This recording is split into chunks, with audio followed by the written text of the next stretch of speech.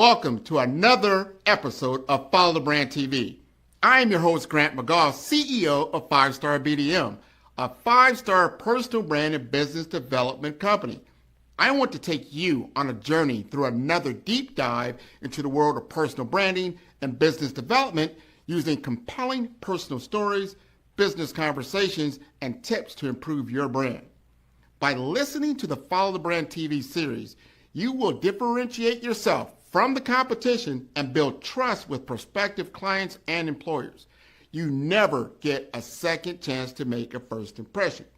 Make it one that will set you apart, build confidence, and reflect who you are. Building your 5-star personal brand is a great way to improve your skills and knowledge. If you have any questions for me or any of my guests, please email me at grant.mcgaugh@5starbdm.com.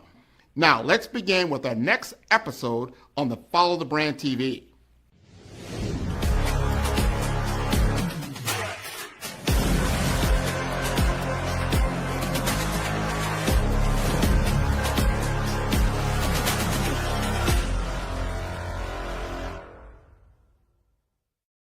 Five-Star BDM, Brand Development Masters, is a professional consulting and advisory group keenly focused on business development services for the small to mid-sized business and entrepreneurs. Although every business is unique, they often share business development challenges that can be addressed through smart branding. Services include process improvement and operations, digital strategy and transformation, business intelligence, digital marketing, and personal branding. Our business and personal branding company has helped a number of professionals and organizations to optimize and grow. This results in more business, more opportunities, better reach, positive outcomes. Visit www.5starbdm.com today to learn more. The AI never actually read the article. Instead, it made assumptions based only on the URL slug. Imagine an animation of an AI pipeline confidently stamping output only for a big red wrong to appear. The truth is, if the AI never reads the article, what else is it missing? If your workflow relies on archives, PDFs, or even microfilm, and you trust AI to process them, you have to ask, what else is it guessing? As Grant McGaugh puts it, if an agent can guess its way into a cartoon, imagine what happens with medical, legal, or historical truth. I am Grant McGaugh, and on Follow the Brand, Maxwell J. Rigsby Jr., co-founder of Gadget Software, breaks down how to make AI accountable, starting with the data. Maxwell's expertise is all about ensuring AI delivers on its promise, not just its potential. We take unstructured content, PDFs, scans, archives, and make it operate like a spreadsheet, so you can navigate it, analyze it, and control what AI uses. With compute-ready documents, semantic twins, and directed AI, you choose the evidence, not the algorithm.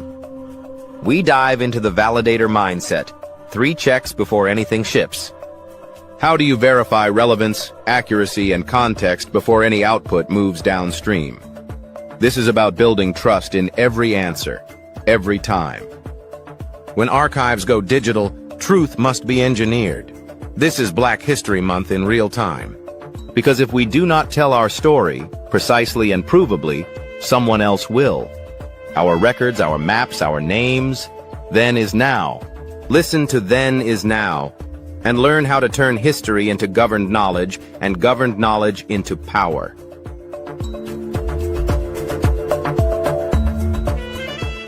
He's excited. Hello, everybody. Welcome to the Follow Brand Podcast. This is your host, Grant McGaugh, and I want to welcome everybody to this particular episode. I am so happy to have my guest here, Mr. Max Rigsby. He has a storied background.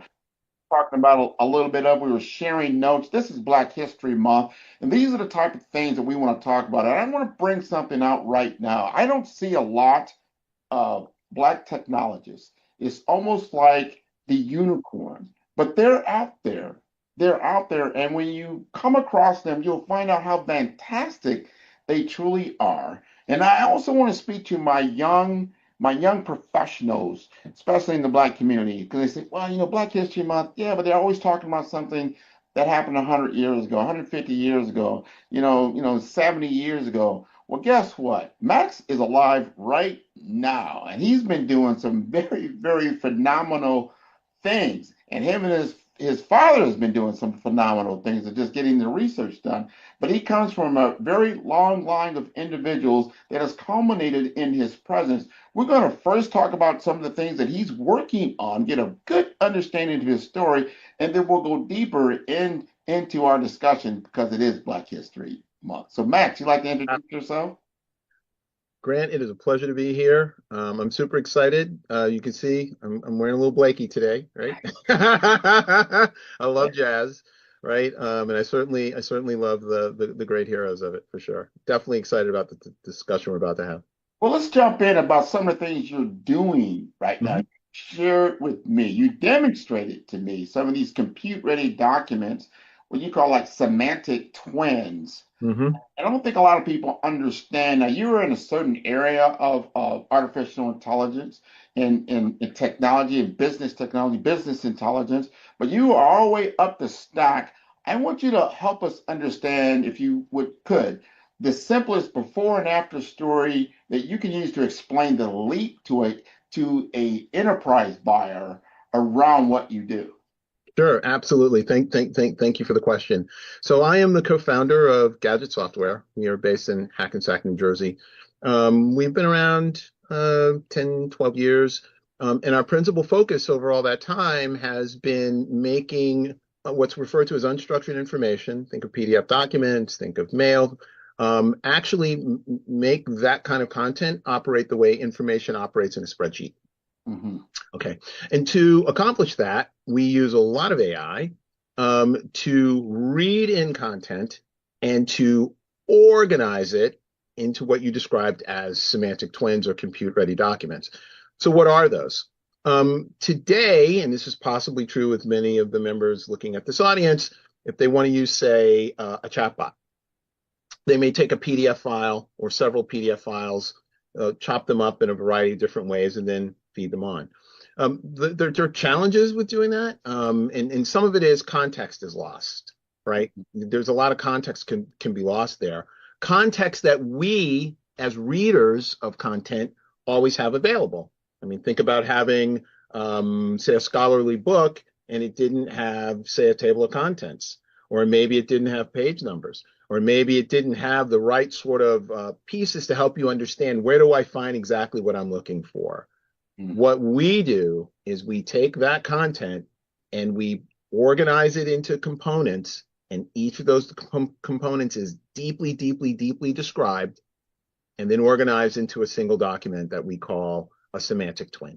So think of it as a document that's literally built for machines with all the instructive information, all the nuance, questions and answers, keywords, all types of semantic data, but it is specific to help chatbots, but not just chatbots. Our data can actually be read into business intelligence tools. We do it all the time. You can visualize and navigate, and you can use it into What any. you're talking about is so important because I think, like, when you're building out a pipeline, and you think about, well, is this about ingestion of data? Is it topic segmentation? Is it metadata synthesis? Is it, an evaluation Q&A? I mean, what reveals exactly, the moat that you have right now, your operational focus? Because I can still see like, well, what is you're taking a PDF or something like that, and then you're turning it into machine language so that becomes easier to ingest. Help us understand that more. Yeah, not just easier to ingest, but also easier for us to navigate as well. So imagine for a moment that you had 1,000 documents, right? You have 1,000 documents. And you want to understand, like, what are the common intersections in those 1,000 documents? Are there people in these documents? Is information classified in a variety of different ways? Are there organizations in here, right? Can any of this information be summarized? We do all of that work.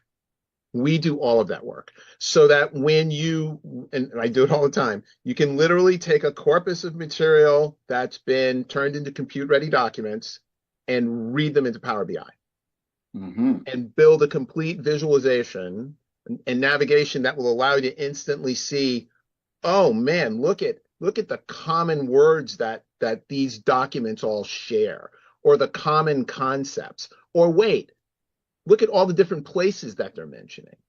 Now, all of a sudden, it's quite visual. We also have a mechanism through which we can integrate a kind of artificial intelligence inside of that, so that when I find the pieces that I'm interested in, I can direct it at AI to say, you know what, give me a summary or an outline, but just on the pieces I've selected, right? We call that directed AI. That's very different from when you're using a chatbot and you're asking it a question, and then it goes out and it finds the pieces and it pulls them back. In directed AI, you get to be in control of precisely what it's going to use. And we're seeing situations now where companies want to use these things in tandem. I want to be able to see what's in my large content set. I want to be able to navigate it. Imagine being in a corporation.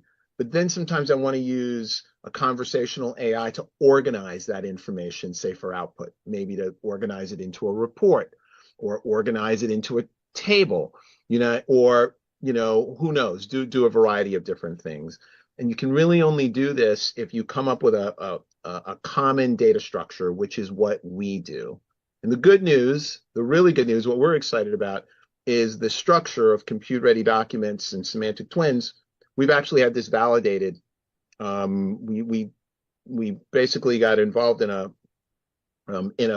partnership with Signal 65 Dell and Broadcom, where we actually took our technology into an AI lab in Colorado and worked with them.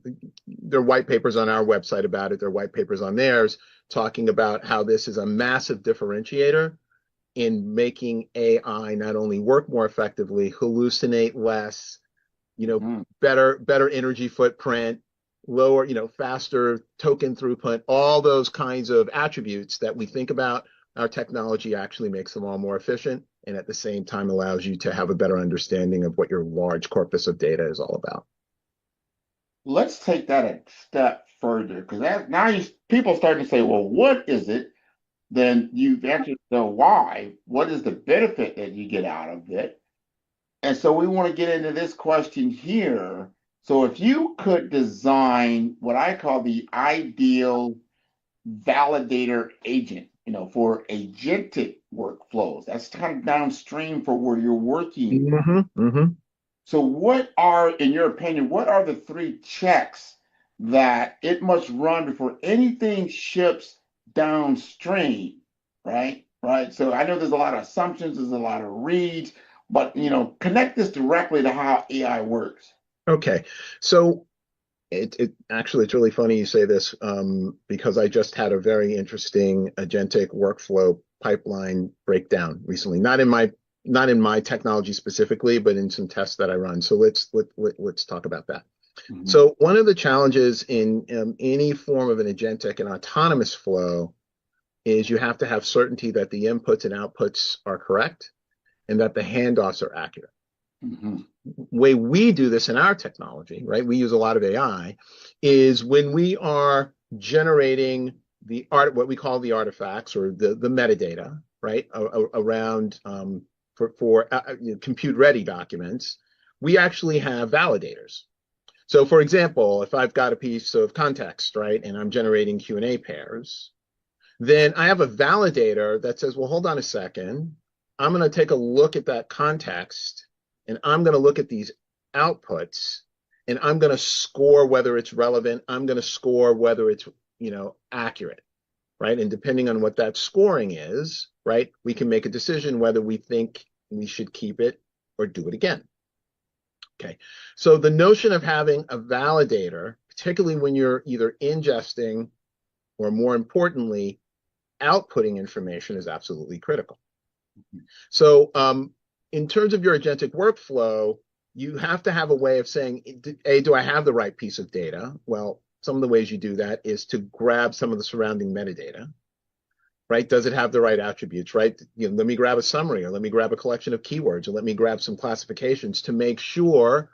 For example, I'm talking about one of my favorite examples. If you want to drive an AI crazy, you can ask it questions about the word Georgia. Okay. And it doesn't really know what to do, right? Because Georgia can be the name of a person, the name of a state, or the name of a country. Mm-hmm. And so without context around Georgia, it actually doesn't know what you're talking about. Right.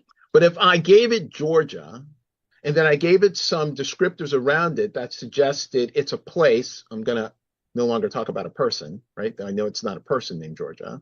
And then if I have some additional information that suggests that it's, say, near Russia, then I know it's a country. Mm-hmm. But that's all contextual relevance. Right. That's what we provide around that piece.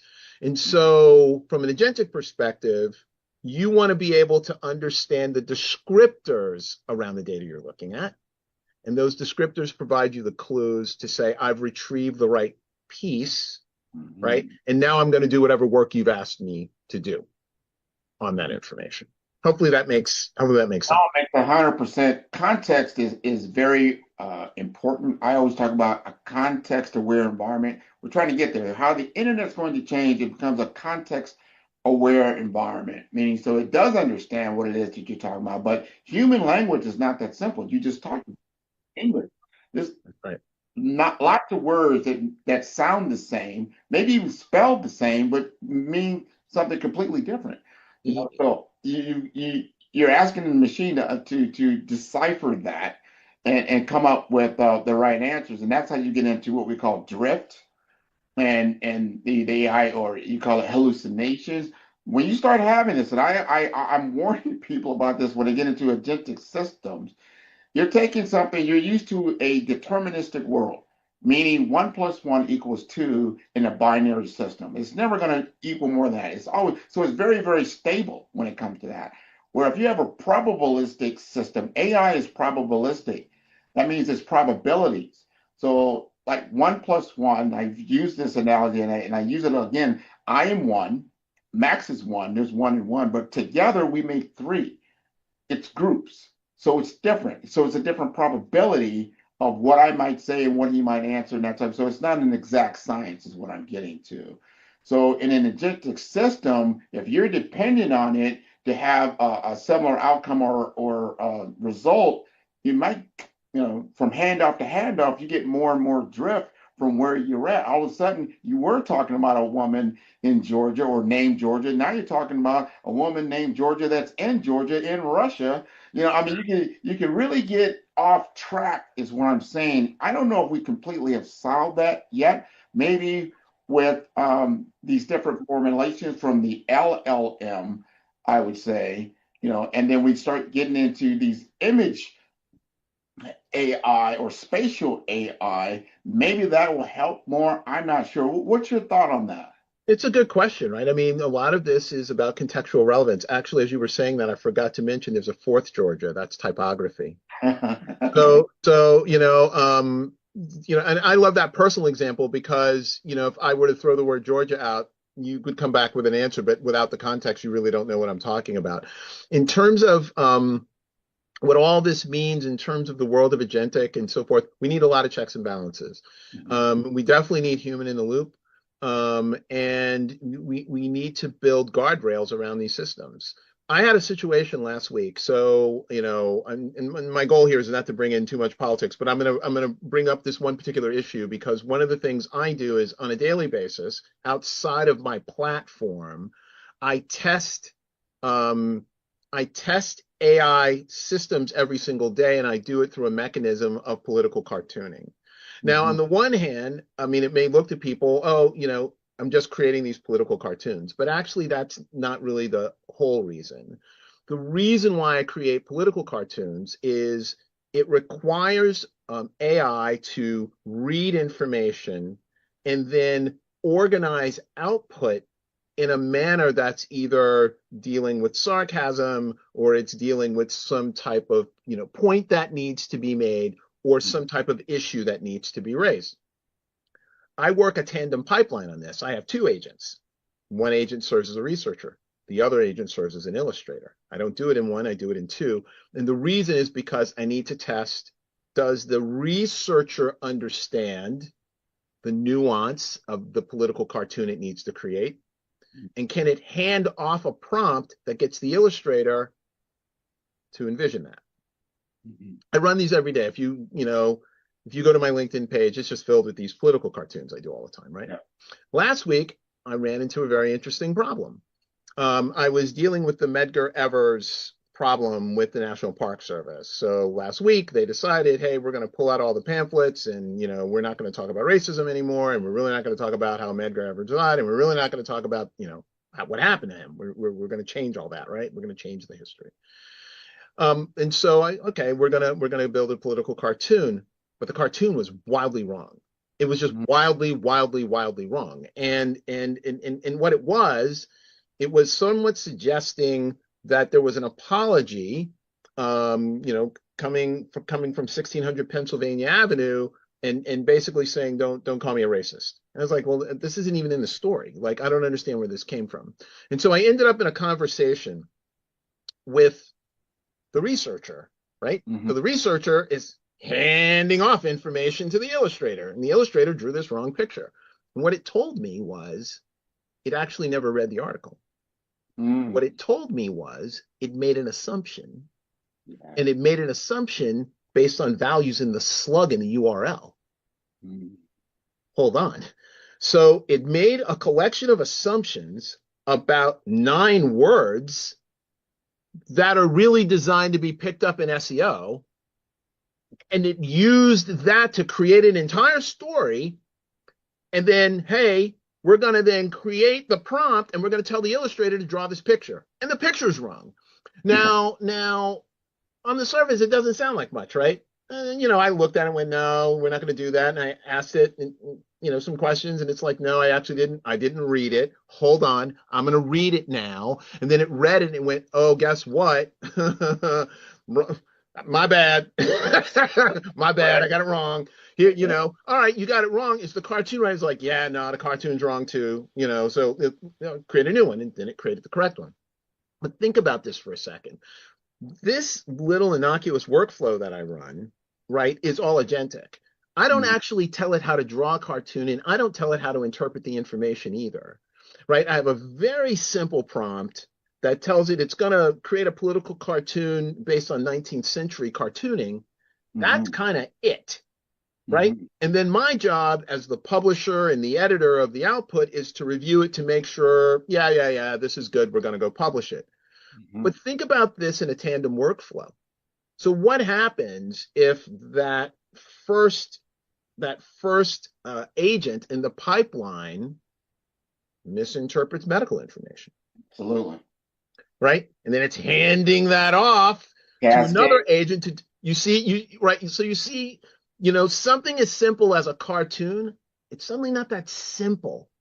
It's suddenly not that simple, right? And so you definitely need the guard. I hear where you're at, Max. Now I got to bring, because we got to speak to this. Yeah. Especially during Black History Month. Now you're doing your family has done a fantastic project. We want to talk about that. I have done my own project, doing some research around, hey, where did the McGaw name come from? Number one, brought me all the way back 7 grandfathers, all the way from the European McGaw. They came all the way from Scotland, came to Virginia, fought in the Revolutionary War. They won the war, and then he was gifted land out in Virginia, and then he acquired the services of said, we call him Joe, became my great-great-grandfather. Very true story. But here's the deal. As you go through Joe's experience from Virginia to Tennessee, and then finally to Ray County, Missouri, where he then has a son named Green McGaw, who's my grandfather's grandfather, who became the first person to actually be enlisted on the U.S. Census in 1870, who was born into slavery, but ended up being a landowner in Oklahoma. I bring this up. When you have context around history, and the true narratives around it, and we start talking about things like we talked about earlier, Jim Crow. Jim Crow is not a correct narrative of the African American experience in the United States. It is a caricature that was created by a whole nother population of people for the purpose of oppression. That's right. Then when that becomes reality, it becomes cascaded over 100, 200 years. People think that, well, that was the way it was. That was real. Like, there's nothing real about it. That was someone's opinion that got then printed into history. What That's are you right. thinking about that? Well, I think about that all the time. So I have a project that I run with my father. He's 90, called thenisnow.substack.com. That's where it is. It's public. And part of the reason it's public is because he and I decided that we felt it was very important. Somebody's got to tell the history of what was it like growing up, during the legal definition of what was called Jim Crow. But in order to understand him, we had to go way back in history. And we had to, like you, right? I can actually put my great grandparents, right, on plantations in North Carolina, right? And I have, a great one of those greats, right? Grandfather that actually testified at the trial of a governor who was being impeached in North Carolina. And he talks about how he was attacked literally by the Klan. I mean, it's public record. The man talks about this in public record, and he talks about it in public. And so, when we begin to understand these things, what's become very clear to me, whether it's my father or the people that were around him or the people around them, right, from a community point of view, they were striving for something. They were always striving for something, right? However they were doing it in the communities that they were living in. And that creates sort of this interesting counter challenge for us, right? Because we're not striving to get somewhere. We're actually striving not to be pulled somewhere right now. And that is why my father wanted this diary entry that he does called Then Is Now, because he wants people to understand the path that we're being towards is actually the path I was walking away from. I'm hearing phrases. I've heard these before. I'm seeing activities. I've seen these before. I grew up with this and grew out of this. Right. And I see that we're sliding back into it. Right. And it does get interesting to me when I start to work with him on these audio diaries, and we use AI to embellish aspects of his audio diary. The audio portion is always true. It's authentic. It is him. He's telling his story, right? That's the authentic part of it. We use AI to help frame the broader historical narrative around him, right? So that's his story. But let's tell you the story of what was happening around his story, right? Fill in the blanks. Here's what's gotten interesting, Grant. My father and I, we have two different sort of views on what this project is about. For me, it's always about his audio diary. Like, oh, that happened? That's not what it is for him. What it is for him is we have AI podcasters. We use Notebook LM for this. And he's always interested in what they are saying, because he wants to know, well, what was happening around me, right? The history I wasn't really paying attention to, right? I didn't really see because I was too busy living my life. And he's basically telling me now, like, I'm beginning to understand things about what was happening to me that I didn't see at the time, which is fascinating. So you're 100% right. This notion of, especially in Black History Month, but maybe it should always just be Black History Year. maybe we shouldn't even make it a month. It's just now it's the 2026 edition.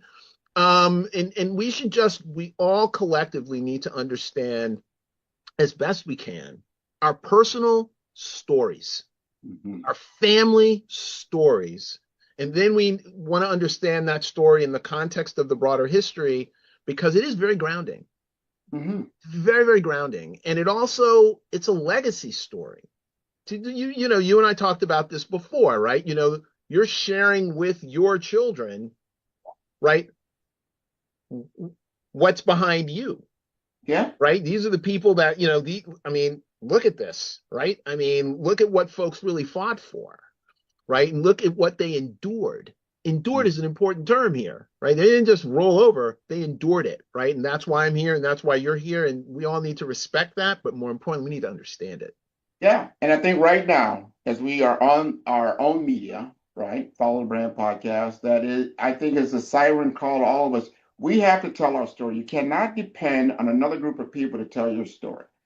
They're going to tell whatever story they want. You have to have your story. Back hundreds of years, what I call Joe McGaw, he couldn't tell his story.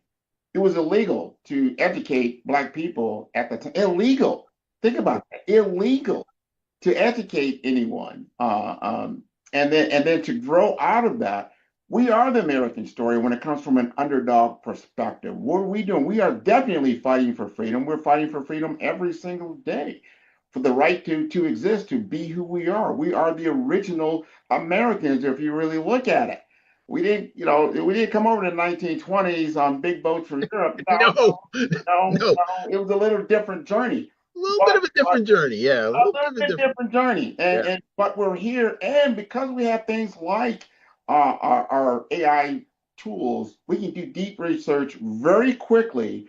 There are so many micro archives that show where your family was, or you can get me. In my case, I had a very easy to trace last name.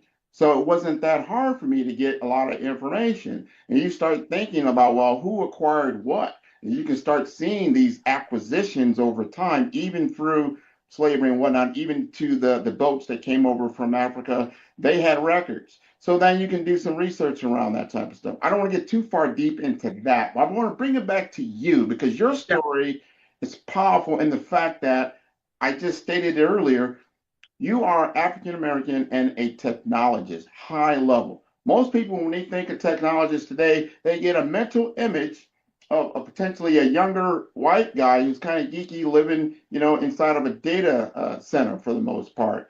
However, that image is not correct. So, getting back to our agentic AI Yeah, absolutely. box here is if I tell AI to draw me a technologist, most likely it's not going to draw Max Rigsby Does unless not. he makes it very, very prominent that he is who he is. How did you get into this space? That AI bias is real. So I have been wow. So I've been in the AI, not the AI space. I've been in the data space for a very, very long time. I've worked in financial services. I've worked in Silicon Valley. I've been a chief technology officer. I've been a general manager. I've done consulting, and I've been involved in early startups, several actually, and it's mostly been around data, whether how data is stored or how data is retrieved. That's really been the area. That's really been my area of focus. And because of that, the one thing that I actually learned is that everything goes to ground. No matter what you're working with, it all goes to data. If you have no data, nothing works. I mean, look at the large language models. The large language models don't work without data. It don't work without data, right? That's what they eat, sleep, and breathe, right? And so for me, as a Black technologist, in particular in the area of data technology, that's both networking and storage, and now actually involved in schematic structures, right? That's where I've built my expertise across a number of different industries. One other thing I'll say is I've been working in AI before. Well, I won't call it generative. I was working in natural language processing before the whole generative thing even took off, right? Yeah. And so for me, I've been doing this for a long, long time, and it's the kind of work that a lot of people don't think about. They don't think about unstructured data. They don't think about documents. They don't think about these things. What I will tell you is it's extremely difficult work. It is very, very hard. There really are no two documents that look alike. They have strange behaviors. They come in different timelines. And so what I do sometimes just to test our systems, I recently, the engineers will say, go find us like hard stuff, like go find hard stuff, right? And sort of like, all right. So I recently went and got the Pentagon Papers. Like now the Pentagon Papers are all scanned. There's no PDF as we think about it. That stuff didn't exist, right? how does the platform do? How does our system work? Can we really get the history out of this? Can we understand it? Can we extract information in such a way and describe it that I can give it back to another AI and it can draw it? Like, this is literally the kind of stuff that we do and that I do all day long.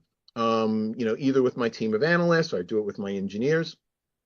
And the beautiful part, and I'll tell you something that's really. Oh, wait, before you go forward, Yeah. I want you to, because I like what you just said. That you said about scanning the Pentagon Papers. Yeah. How about scanning the microfiche of these county records that had all these transactions of African people? That's what I'm working towards. So it's a strange dynamic when you work with very complex unstructured data systems, because you weirdly work backwards. So you start with less complex, that's maybe XML structure. So one thing you should know, I probably have, this is crazy, but you're probably looking at a person in a company that has possibly one of the largest collections of federal regulatory information in the country. And I have 25 years of it. And the last 5 years, I've converted into these compute-ready documents. We make some of this stuff available on our website. You can literally navigate through complex regulatory data in Power BI, right? In Power BI. So we start with something like that. Then we start working backwards. Okay, let's start to work with PDFs. Okay, modern PDFs. What happens to a PDF that gets closer to the birth of the PDF, which is, say, in the early 90s? What happens if we get beyond that and it's all scanned in, right? Because what we have to begin to understand are the attributes in the files. It's crazy. I know no one would ever think about this, right? You just sort of flipping through stuff. But when we come at it from a machine perspective, there's a lot of stuff going on in there that's like, I wasn't expecting that. Here's one, and everybody's done this. Nobody really understood it, but you've done this. You've gotten a PDF and you go to copy. Yeah. Then you paste it, and it's like, what is that? Right? Yeah. It's like a bunch of junk. Okay. So what's happened often in that is that there may be what's called a glyph. There's some type of letter structure, right? But actually in the PDF, it didn't know what it was. It didn't know that, oh, this version of an I actually maps to this version of an I. So I don't know how to connect the dots between the thing that's on the screen, if you will, and what character it actually is. And so I'm just going to give you junk back. I'm just going to give you junk back, right? I go through all of that stuff, right? We figure all that kind of stuff out, right? And then how do we make it coherent so that when you're working with not just 10 documents, but thousands, and oh, by the way, of they're all mixed. So to get back to your microfiche story, we have to be very clear that we can actually ingest something that does not have a digital origin, which is why I went for the Pentagon Papers, right? Yeah. Doesn't have a digital origin. We discovered some things. We learned a few things, like in ingesting that. It's like, okay, these kinds of strange artifacts can appear. We need to know how to adjust for them. But then you're on the move towards things like microfiche. You're on to move to even less refined content, right? Yeah. Because the idea is to be able to get this inside of machines effectively, right? So that it can be used and merged. Right. Let me ask you this, because one thing that intrigued me, and it goes back to my grandfather's grandfather, his name is Green McGaw. And the reason why that is intriguing, because we have an image of him. They took a camera photo of him when he achieved homestead status in Oklahoma. That was part of the process. They had to take a picture of him. So we have an actual image of what he looked like and he was smiling. Yeah, he was happy. Got his paper, right? So this had to be around 1890s. This is right before Oklahoma became a state. So around the 1890s, at that time, he was about 50 years old. But we have an image. So you Yeah. get to imagery, when I was talking about spatial AI and things like that, there's probably, and I think photography became of use in what, the 1860s, 70s, or something like that. Yeah, and then by the end of the 1800s, we have the Kodak camera, right? The first idea of the notion of something that's a little more instant, where you didn't have to set everything up. So yeah, he's right in that zone, right? Yeah, yeah, Right in yeah. that zone.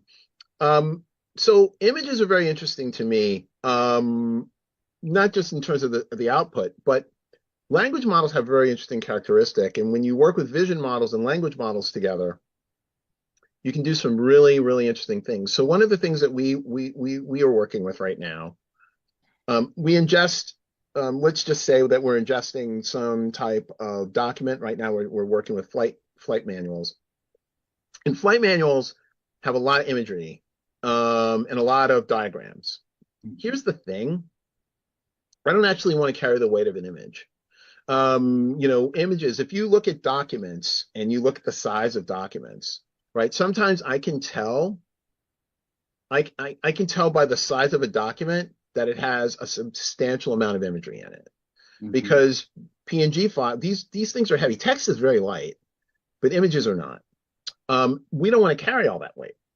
And so what we do is we get into prompt descriptive aspects of images, right? We want to read that content, we want to keep it in context, and we want to get into very verbose descriptions of the imagery. Why? This is one of the things I'm testing right now. So let's say that you are reading in a piece of context, right? And let's say it's out of a manual. And in the manual, there's a picture of a plane. And maybe the picture of the plane is telling you, like, how the wind, how air travels. Well, I don't want to carry that image, but I don't need to carry that image. If I have an effective description, I can actually hand it off to a model that draws images, Mm-hmm. and it just creates it for me. Yeah, you can get around, and what he's talking about there, because anybody's known that, like, if you have video, it gets into the gigabytes of information, pictures as well get into the tens of megabytes, where text and audio is very light. Audio is very, very light when it comes to bandwidth and how much it takes. We got to wrap up, but Oh, absolutely. I want you to answer this in a way that I think you'll like. I want Okay. you to act as if you are now talking to your grandchild, who's now maybe he's 15 to 20 years old, and you have to explain to him your life, not just your life, but the life and times in which you lived. How you maybe were younger during the civil rights. I'm not sure your age, but I remember how I was going through civil rights. What was that like? I remember McGovern. I remember Oh God, yeah. running for president. I remember a lot of different things from the 60s, 70s, all the way up. How would you describe your life and, to your point, and what was around you up till now? I'm actually driven by one fundamental idea: curiosity.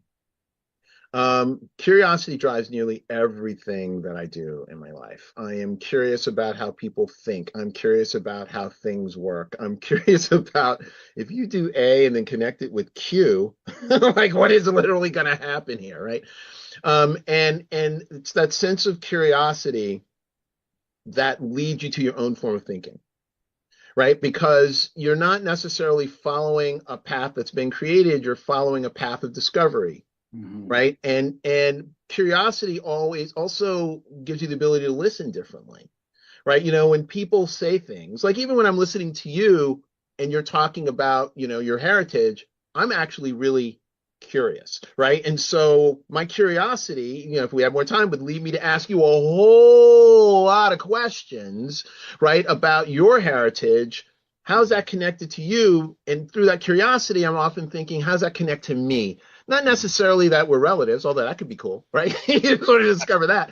But also, like, where's the connecting thread?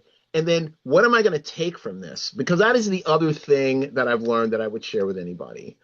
The one thing that you can share and never lose is knowledge. So do it. do it all the time and also take it from other people because they don't lose it either. Right. And so that's the one thing, or two things maybe, I guess, that I would absolutely be sharing with a grandchild.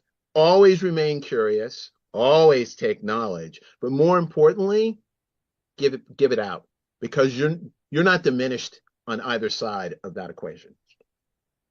Man, it's absolutely beautiful. This has been a great discussion. You've got to let people know how to contact you, because you have come up. Here we are talking about Black History Month. Matter of fact, in Omaha, Nebraska, we've got our inventors display up in the Black Museum. You invented something. You, like I said, this is not something that happened in 1870 and blah blah. This is 2026. We have Max here, Max Rigsby. He is an entrepreneur. He is an inventor. He's a digital technologist. You got to tell us how to contact you and how we can take advantage of what you've built. Perfect. So on LinkedIn, I'm Max Rigsby. I'm on LinkedIn. Actually, my dad's not there, so it's just me. We share the same name, so I get away with that one, right? And actually, that's a very easy way to reach me. People can reach me literally at my business, max@gadgetsoftware.com. You can reach me there. I'm a co-founder.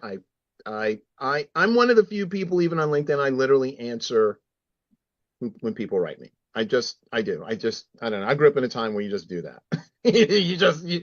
You acknowledge human beings, right?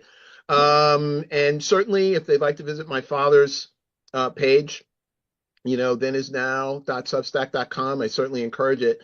There's a lot of history there, right? But wrapped in a modern vibe.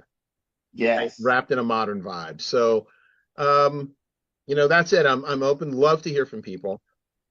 Grant, I can't thank you enough for spending the time with me this afternoon. This has just been, a wonderful conversation. We're going to have others offline as well as online, right?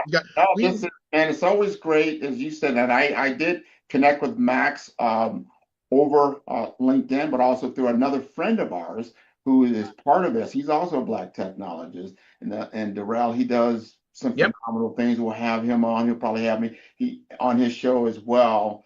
But we need to continue this conversation. We have to tell our story, and we have to have it in a way that we collect this story, and so that it becomes available. There's no reason. Information and data is so readily available these days that it's just a matter of how you want to use it and put it together and have your story about what was happening. That's why I created Follow the Brand, because it affects everyone. And that everyone, I believe, has a story, and a story that's impactful for other people. So one last thing, Grant, as we close out, that I just want to say to the audience, the most important thing with this AI shift, and this is, make no mistake, this is a dramatic shift. I mean, it is unprecedented in so many ways. But if you're going to do it, you have to be a practitioner. You have to do it. You have to put your hands on this technology. Find a project. Find something to do. Find a reason to use it, find a reason to engage it, because it is transformative in how you work. And it is our opportunity, right, to leapfrog. We really can. Yeah, no, 100% on that. You've heard it directly from Max. Get involved. Get your feet wet. There's always something you can do. Start utilizing these platforms for the greater good. And that includes social media and all those things. Those are just platforms. How you utilize the platform is how you get the outputs that we have. So thank you again for being a guest on the Follow Brand. Thank you. And you can see all the episodes of Follow Brand at 5-Star BDM. That is the number 5. That is star. STAR. D for brand. D for development. Infomasters.com. I want to thank you again for being on the show. Thank you. You're welcome. Man, who's your favorite podcaster? Man, Grant, man. I love Grant's podcast. Well, who's Grant? I'm going to send you the link. I love Grant. I love the interview. I've done a lot of these, and this is a great one. It's always great to talk to people who know what they're doing, and it's clear you're a great host, and you've done this many times before. I feel great that we're having this conversation here. Met a new person in business who I previously didn't know. It was an amazing podcast. Grant is an amazing interviewer. I learned a lot. Really enjoyed this. Great questions, great talk track. Super appreciate you having me on. It's been a very fun episode to talk about a lot of things that I don't always get to dive into, so this has been a fantastic conversation. I wouldn't be where I am here today, of course, not on this stage, however, not in my current business projection and my current business model without working with you.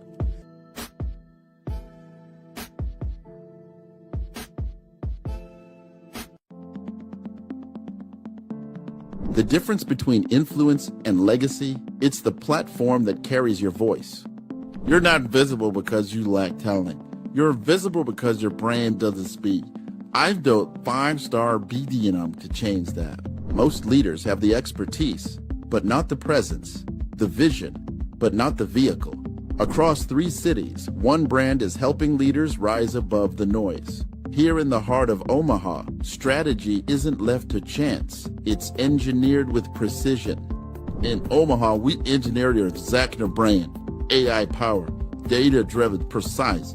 TISA went from a local nonprofit to a national speaker in 90 days. We don't guess your brand strategy, we build it. On the shores of St. Croix, your brand takes on depth and meaning, shaped through curated retreats and legacy experiences. In St. Croix, strategy becomes soul. Our retreats don't just refine your message, they rediscover your mission. One founder rewrote his entire company story here. Funding followed 30 days later. This is where leaders remember who they were meant to be. In vibrant Miami, momentum meets amplification, transforming your voice into a movement. In Miami, your brand becomes a movement. Business development accelerators, audience building. Joy came with an old website and an outdated company name, but she left with 5,000 followers and a waiting list. This is where you scale with soul. 3 cities, 1 mission, your legacy ignited. It started with a thread. Let's pull it together. Stop blending and start leading. 5-star BDM, where legacy is engineered, embodied, and ignited. Visit 5starbdm.com and book your brand audit today.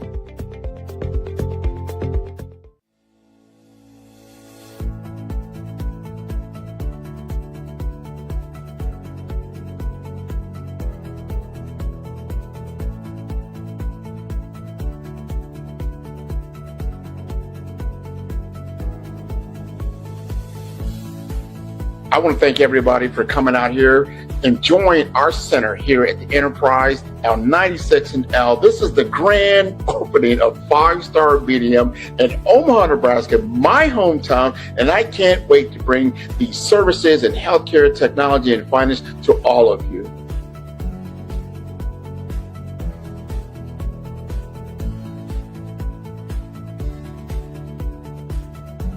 Welcome to 5-Star BDM Studio. This is where we are making the Follow Brand Podcast TV series and the Follow Brand Podcast itself. This is where the magic happens.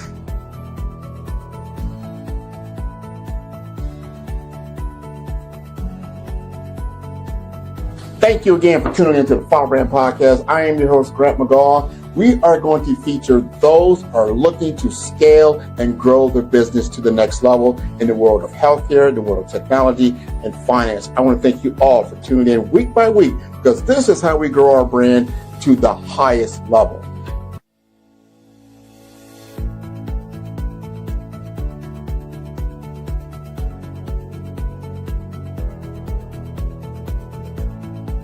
I want to thank each and every one of you, first of all, for taking the time to share your vision, your ideas with us at 5-Star BDM, so we can take what you have and bring it to an ideal state. We want to focus on you.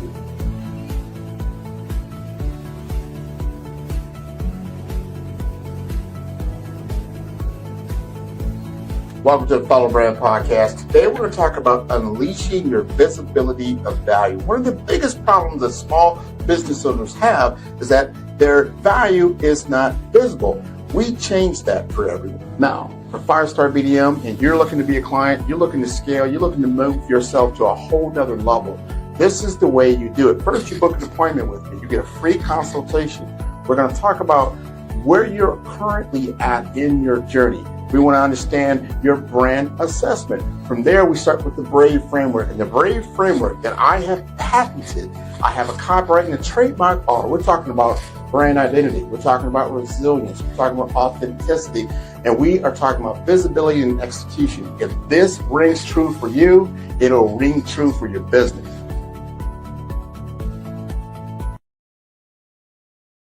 Welcome to Follow the Brand, where we turn leaders into legends. I'm Grant McGaw, CEO of 5-Star BDM. Today, we're not just talking about executive presence, we're going to transform yours.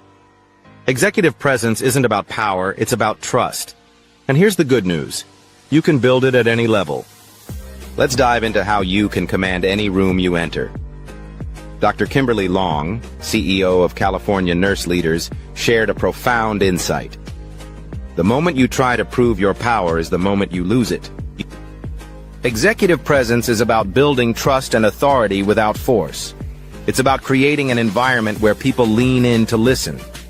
You can achieve this by being authentic and consistent in your communication and actions.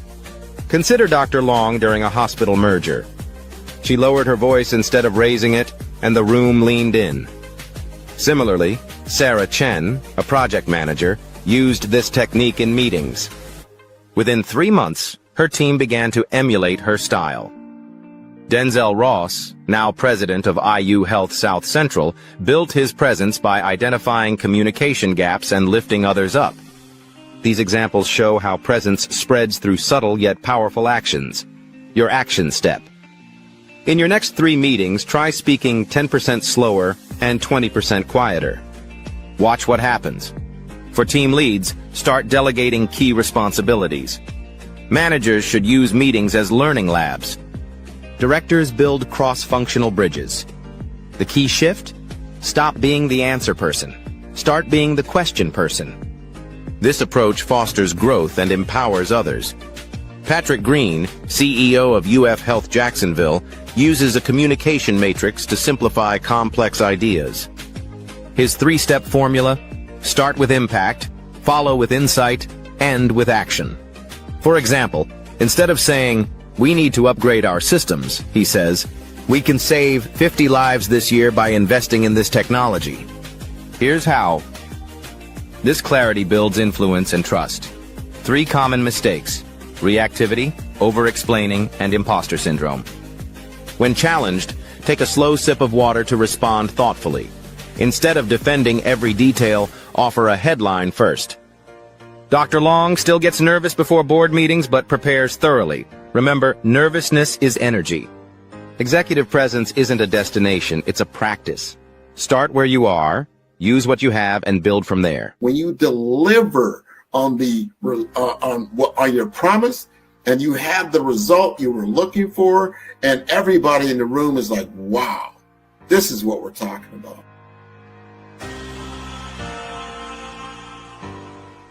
What if leadership wasn't about titles, but trials? What if your breakthrough lay beyond fear? In First Light, The Brave Path to Authentic Leadership, embark on a journey of courage, truth, and purpose. Face the wolf. Hear first thunder. Wield the sword and shield. This is more than a book. It's a calling. Are you ready for First Light?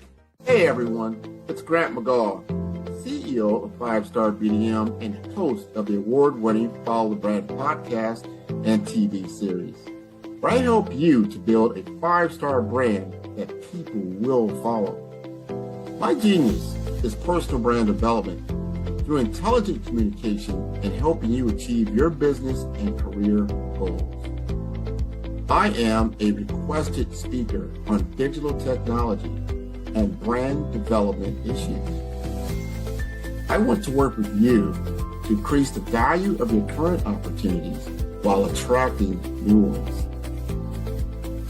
Every one of you is unique, and we all share challenges that can be addressed through smart branding.